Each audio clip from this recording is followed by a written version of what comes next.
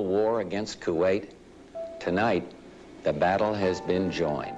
To leave office before my term is completed is abhorrent to every instinct in my body. But as president, I must put the interests of America first. What we need in the United States is not division. What we need in the United States is not hatred. What we need in the United States is not violence and lawlessness, but is love and wisdom and compassion toward one another. And that's why, as I stood there, I urged the Soviet leader, Mr. Gorbachev, to send a new signal of openness to the world by tearing down that wall. We'll be able to join hands and sing in the words of the old Negro spiritual, free at last, free at last. Thank God Almighty, we are free at last. So first of all, let me assert my firm belief that the only thing we have to fear is fear itself.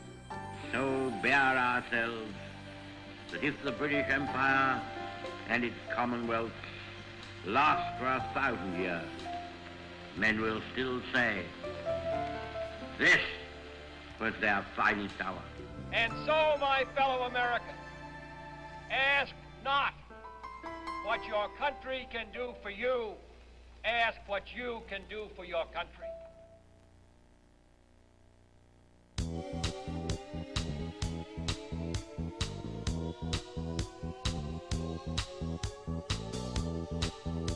Greetings and welcome to another edition of Insight Politics, the program devoted to the analysis and understanding of public affairs on the local, national, and international stage.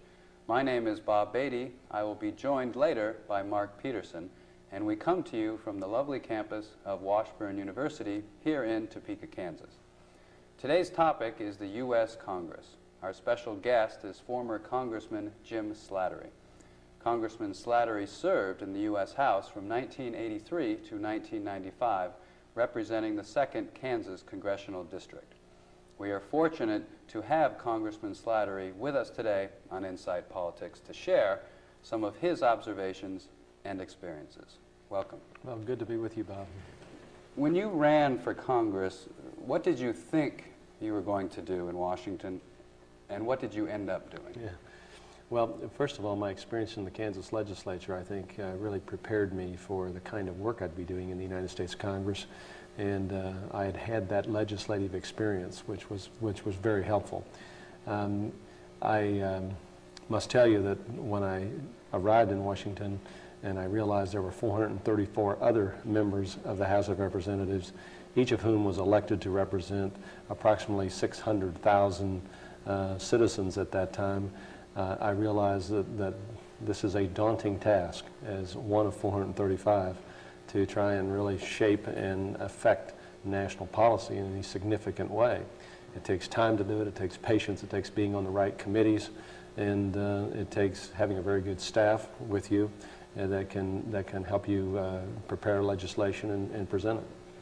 And what did you spend your time on when an average day or in Washington, D.C. as a congressman? What did you find yourself spending your time on? And was this a little different maybe than you thought or what you had expected? Well, being in the United States Congress, if you really work the job like it should be worked, involves a tremendous number of hours meeting constituents that you meet with either, in my case, in Kansas or in Washington when they travel to Washington to see you there. It also involved a lot of meetings with representatives of groups from Kansas that came to Washington to visit with you about pending matters in the Congress. You also spent a lot of time with staff, getting reports on legislation that had been introduced that was before your committee or coming up for a vote on the floor of the House, and getting briefed on those particular bills. And then it was, if you're doing your job thoughtfully, you have to spend time studying the issues. And then, of course, when you're in the Congress, you have to spend a lot of time with your constituents. And I used to travel constantly throughout my congressional district, meeting with various groups of constituents all over northeast Kansas and southeast Kansas when that area of the state was added to my district. And let me ask you, If you wanted to get a bill passed, or you had a personal interest in getting something done, would you mind going a little bit through the process, maybe from the beginning, was maybe an example of one or two bills that you worked on? Yeah. Well, first of all, it's very important in the House of Representatives, if you're going to introduce legislation and try to move legislation through the House of Representatives, it's important that you be on the right committee. So you can introduce a bill in the House of Representatives. It's generally referred to a committee, and that committee is charged with the responsibility of studying it and determining whether it's the kind of legislation that deserves consideration by the full House of Representatives. So typically the committee will hold hearings and listen to people who have views on both sides of the legislation. And then the committee will hold what's called a markup session, where they actually consider amendments to the bill in the committee and make decisions as to whether it's going to be recommended to the full House or not. And in that process, the chairman of the committee has a tremendous amount of power, because the chairman will schedule the hearings or choose not to schedule the hearings. The chairman will schedule the markup or choose not to. And if the chairman of the committee is opposed to your legislation, unless there's just overwhelming support for it on the part of other members of the Congress, the chairman in the House of Representatives, and even in the Senate it's the same way, has the ability to basically bottle up the legislation in committee. So that's the first frustration that you have to deal with. And then, of course, if the committee does consider your legislation favorably and reports it to the House of Representatives, then you have to find 218 people out of 435 that will vote for your bill on the floor of the House to send it on to the Senate, and then a similar system and process proceeds in the Senate. And if there are differences in the bills as they're reported by the House and the Senate, then there's a conference committee appointed. And the conference committee is charged with the responsibility of reconciling the differences between the House bill and the Senate bill. And then once that is done, then both the House and the Senate vote on the conference committee report. And if it is adopted, then the legislation is sent on to the President for his signature or his veto. And if he vetoes the legislation, then it goes back to the House of Origin, where you have to find 2/3 vote to override the President's veto. And if you're successful there, then it goes to the other House for a similar vote. Well, there's numerous bills that come up in Congress. Obviously, every congressman can't possibly know about every bill, I would think. If you were to sponsor a bill, then do you go after those 218 votes because you want to get it passed? Does your staff do it, or do you talk to these people in the hallways, or how does that process work? Well, first of all, it is very rare that an individual member of Congress in the House of Representatives will actually introduce a bill and see that particular bill through the whole process. Typically, your bill will be included as an amendment to another bill, or it will be adopted as an amendment maybe on the floor of the House. So when you do that, and if you're going to offer an amendment on the floor of the House, if you can get the Rules Committee permission to do so, then you have to find 218 people to vote for it on the floor of the House. And yes, that does involve literally calling your colleagues and determining, where the votes are. And can you find 218 people to vote for something? And, I think that's a process that very few people have ever really reflected on and fully appreciated the complexity and the difficulty of obtaining passage of any piece of legislation. And would you get calls from colleagues, and would there be any sort of bargaining? And you might say, well, I have a bill, or I'm interested in a bill that's coming up next week. We should discuss how we're voting on these things. Yeah, I was constantly contacted by colleagues, but rarely were there situations where somebody would say, well, I'm going to vote for this piece of legislation if you vote for this piece of legislation. That was very, very rarely done. Generally, what people would do is a little bit more sophisticated. They would, and I did this on occasion, where my vote was really needed in a committee for something, for example. And I was having trouble getting the attention of somebody on the committee that I really needed to focus on something that I wanted to do. So oftentimes what I would do is decide what I was going to do on a particular bill, either in committee or on the floor, but not tell people for sure what I was going to do. So they didn't know for sure. And then I would bargain with them to move something that I wanted to move after I decided what I was going to do. So I never traded my vote off. All I would do is sort of to not tell people what I was planning on doing. And if I decided to vote for somebody's bill, then I would try to get something for that vote in something that I wanted to get done. But that was sort of part of the process. And we've discussed earlier the role of lobbyists, and you mentioned that they actually might have a bad reputation, but they serve a real purpose in Washington. Well, I think that the general public thinks of lobbyists as being sort of evil participants in this murky process, and a process that is very mysterious to a lot of people. But lobbyists perform a very important role in terms of being sort of conduits, if you will, representatives of different groups that have legitimate interest pending before any legislative body. And those people explain issues to a member of Congress or a member of the legislature, and they educate the member about a particular concern that the nurses have, or the teachers have, or the farmers have. You know, and for example, in Washington, the National Association of Wheat Growers, they have a lobbyist. The National Corn Growers Association has a lobbyist. The AFL-CIO have lobbyists, and teachers have lobbyists, and the bankers have. Every group has some kind of a lobbyist that is basically hired to understand and know the issues that are affecting that particular group, and be able to articulate and explain the way a bill will affect that particular group. And that they perform a very helpful role in that. What's important, though, is for the member of Congress or the member of the legislature to understand that the information that you get from a lobbyist is going to be somewhat tilted, slanted in favor of their clients.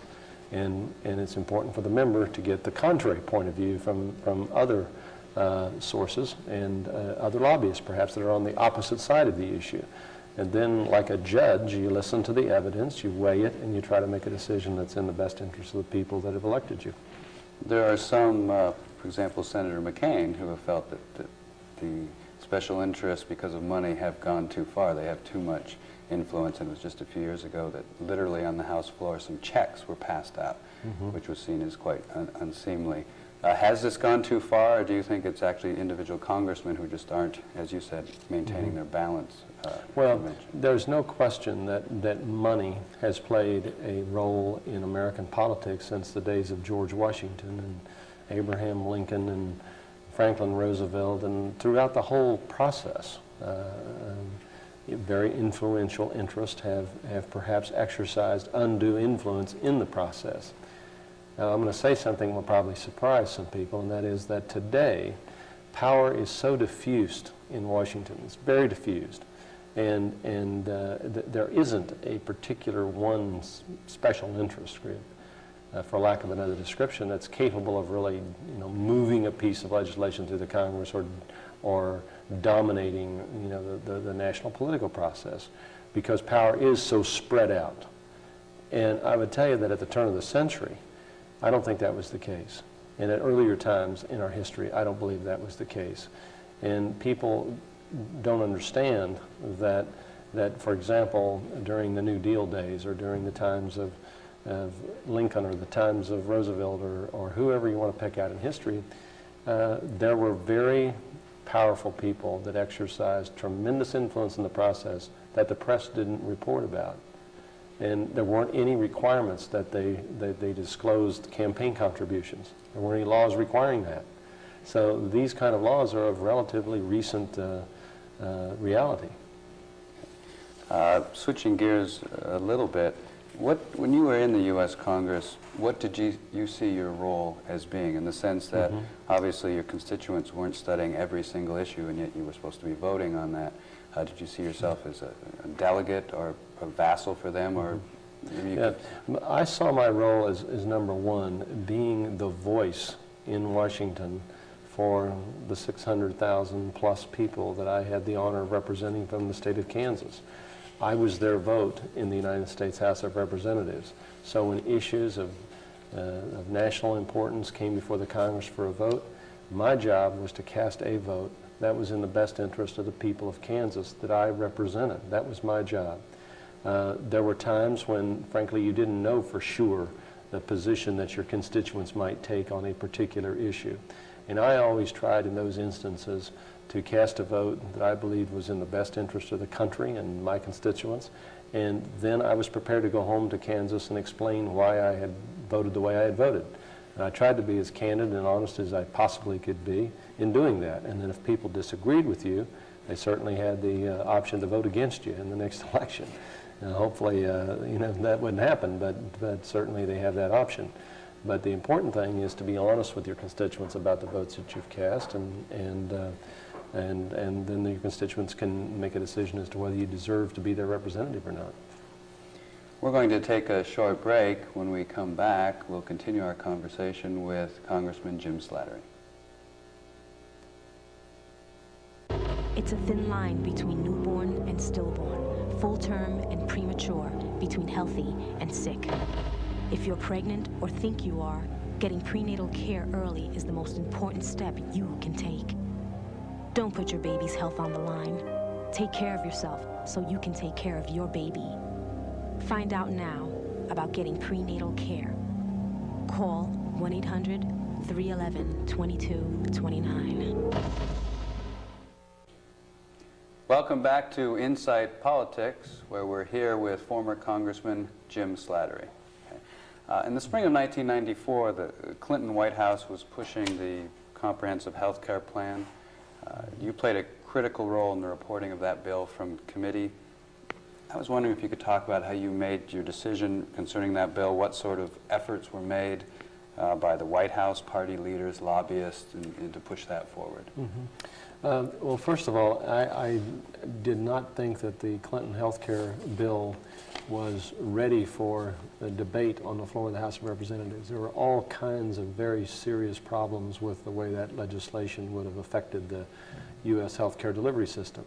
And I believed very strongly that it had to be dealt with in the committee and not on the floor of the House. And I had some philosophical problems with parts of it too that I wanted addressed in the committee. And what happened was that the system got sort of overwhelmed by the politics. And there was more bad information put out about that legislation and inaccurate information than you can imagine, on both sides for that matter. And the public was sort of being stampeded one way or the other on it. And there were these ads, I think, Helen and Louise, or that the insurance industry put out, and some of the information they put out was just terribly misleading. But anyway, to make a long story short, I told the chairman of the committee that I was not going to vote to send this bill to the floor of the House for consideration until certain changes were made in it in the committee. But it's an example of how, in that case, there were all kinds of people that were extremely activated by that legislation and were very concerned about it. And it's the kind of thing that required a lot of attention. And the best place to deal with that was in the committee. And that's why I didn't vote to put it out of committee. It wasn't ready for full House consideration. In your tenure in Congress, did you ever have a case where the president would call your office, or does that happen? Oh, yes. Yeah, and I got calls and visited with all of the presidents that I served with about various pieces of legislation that the Congress was considering, at different times over the 12 years that I was in the Congress.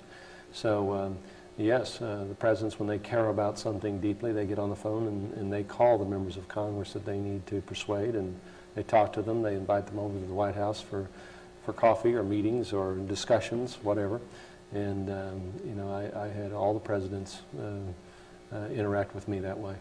And does that make an impact? I mean, a presidential call or invitation? Well, it sure does, because, it is the President of the United States calling and wanting to discuss something with you.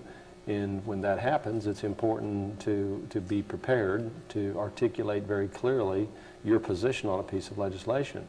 And, just because the President calls, it shouldn't necessarily persuade you to abandon a position that you've taken on behalf of the people that have sent you to Washington. So, there were times when I agreed with Presidents Reagan, Bush, and Clinton, and there were times when I disagreed with Presidents Clinton, Bush, and Reagan.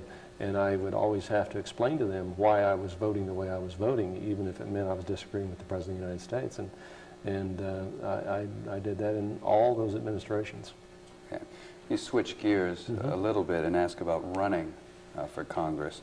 I'm interested in the process you went through to first decide to run, and then what made you think you could successfully win, which you did. But yeah, well, first of all, I have always believed that all of us as citizens have really a responsibility and obligation to be involved in the political process, and I had an interest in running for public office since my early 20s, I suppose.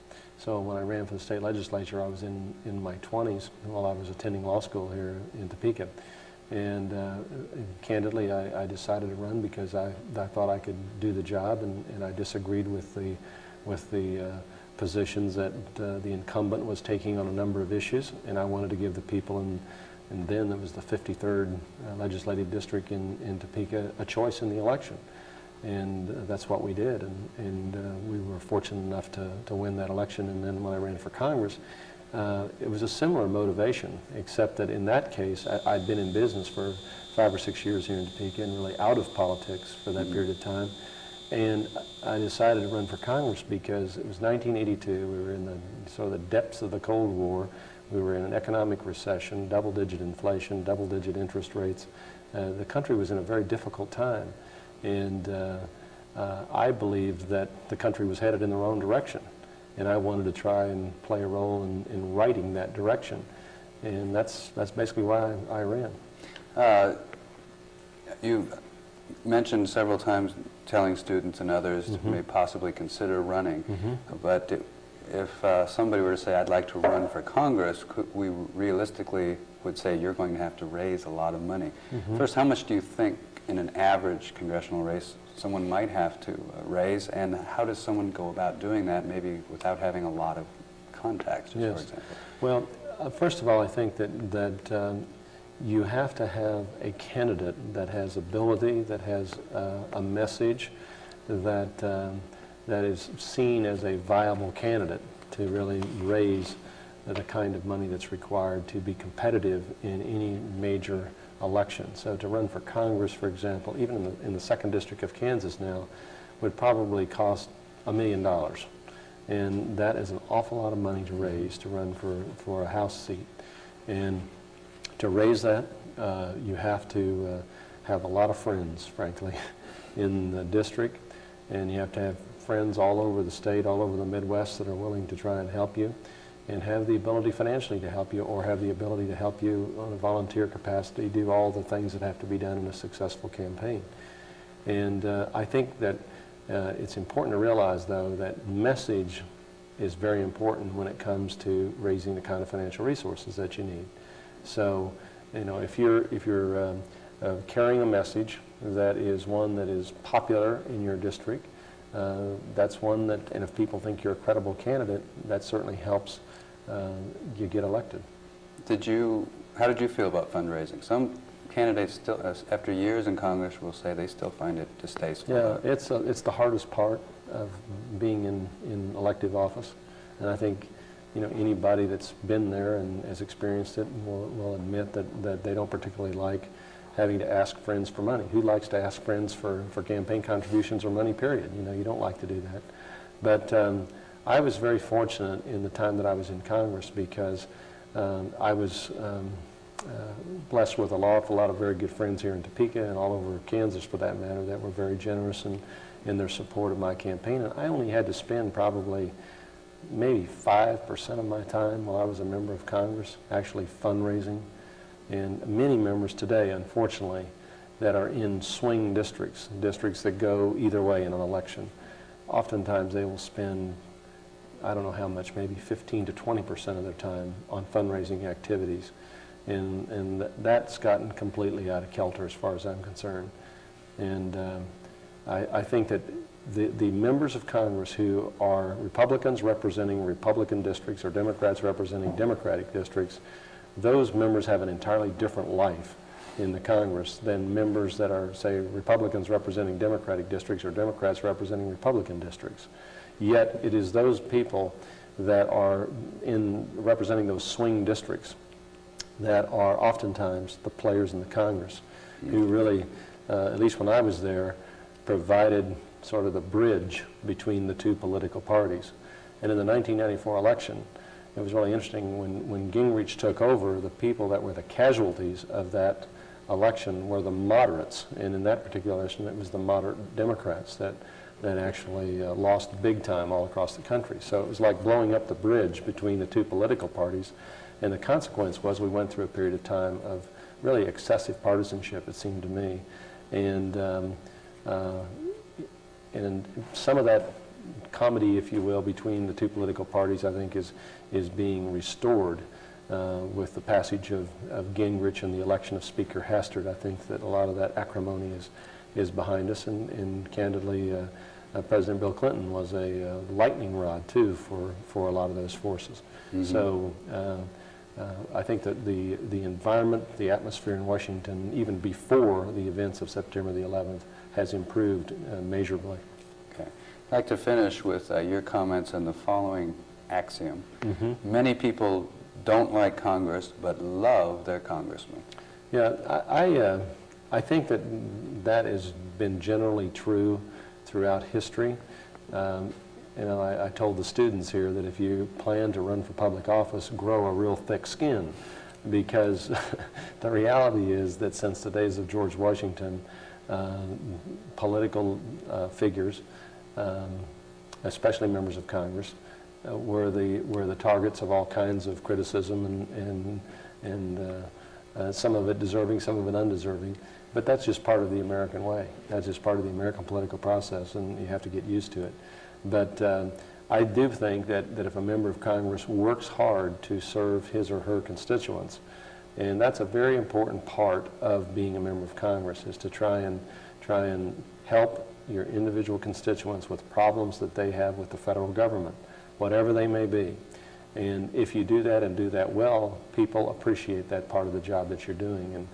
And while I was in Congress, I thought we had a very good staff that was headed by a former Washburn graduate that I met while I was a freshman here at Washburn, Carol McDowell, and she was really responsible for about 10 years of really running the Kansas-based operation, especially. But anyway, it's important to have that kind of a person who is really helping deal with those individual constituent problems. And I think if you do that as a member, and if you don't lose sight of where you came from and who elected you, you can be a popular figure in your district, in spite of the fact that the institution may not be appreciated or may be disliked by the American public. Doesn't it feed into the public cynicism, though, when some congressional candidates campaign against Congress? Oh, sure, and that's going on too. I mean, I find it interesting that people will, spend their whole life in the Congress and still sound like they're not a member of the Congress, and campaign sort of against the Congress. I mean, it's a little bit hypocritical. But again, that's gone on for centuries too, and it will probably go on as long as we're freely electing people to public office in this country. Well, thank you so much for nice joining to be with us you today. Yeah, fun to have a chance to visit with you. When we come back, we'll have comments from Dr. Mark Peterson. On the big highway of life, there's only one safe place for kids. Backseat, baby. The front seat's not the place to drop out. Don't want that big old bag to pop out. Backseat, baby. Put that booties in the backseat now. Backseat, baby. Act like the kids you never meet. I'm here to remind you to put them behind you. Backseat, baby. Wow! Let me hear it. Backseat, baby. You stay alive even when I drive. Welcome back to Insight Politics. Joining me now is Dr. Mark Peterson from the Department of Political Science at Washburn University. Mark? Bob, I thought that was a very interesting conversation that you had with former Congressman Slattery. It's really sort of gratifying to discover that much of what we teach as academics proves to be true, according to what Mr. Slattery had to tell us. There were a couple of points that he made that I wanted to focus on particularly, though, that are, in a sense, confirming reality, a little troubling, and maybe a reason to think seriously about the agenda of reform that some people in Congress like John McCain have advanced. He made two observations. He noted that if you wanted to run for Congress today, you'd probably have to raise about $1 million. And that the way that you use that $1 million is then to advance a message that's already popular with the constituents. Those two things, if you stop and reflect upon them a little bit, can be a tad troubling. I would guess, right off the top of my head, that it probably takes something like 135 to 150,000 votes to win a congressional seat here in the state of Kansas these days. So that means that the typical candidate is going to be spending on the order of about $7, $8 per vote in his favor to win the seat. Not a lot of money per capita, but an awful lot of money to raise, and you have to ask the question, who do I owe after I've raised that money? And then the second part of it, actually having to convey a message that's already pretty resonant with the voters, doesn't suggest that Congress is much of a vehicle for change. So essentially, are we really saying that we have to raise a lot of money to maintain the status quo? And is that really what Congress ought to be about? Is it truly just a conservative institution designed to maintain tradition and orthodoxy? I think it's worth at least thinking about. Well, thank you very much for joining us, Mark. And I thank all of you for joining us on Inside Politics.